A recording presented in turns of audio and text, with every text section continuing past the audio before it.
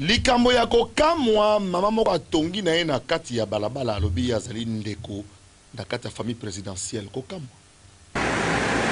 Tozali awa na commune ya Gombe en plein centre-ville bandeko bondi melangai.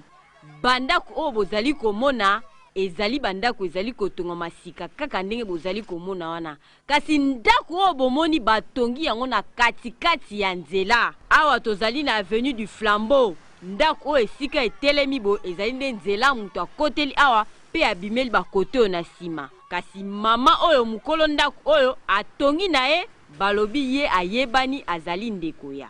Boyoka bandeko ya quartier ndenge bazali ko expliquer. O eza balabala.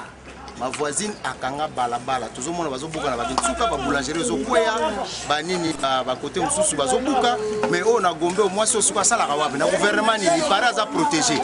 Tolingi mwasi oyo balabala na esa nini efungwama avenue efungwama tusengi ba service to komi obeta abatu te awa eza mulai bato bazo souffrir ba famille eza awa il faut balabala kwa ministre leka ki awa metolingi action ezo umela match eza mabe eza ya Solomon Dimelanga tolérance zéro o bozali koyoka ezali na ba niveau nyonso tout mutu atongi bo ayebake ministère ya urbanisme et habitat azali ko telemela makambo oyo ya ba construction ya modèle oyo. Pardon, trafic d'influence ici là etika nango na deuxième république. Mama généreuse Lushiku talela bana Gombe situation oyo po match koto eza mobulu mabe.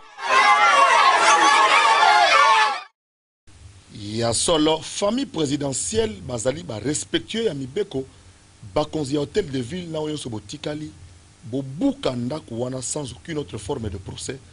Tata mokonzi to mwasi na ye to famille na ye batinda mutute a respecter mibeko mboka te ami tongeli yemoko bato cadastre bakini bulu.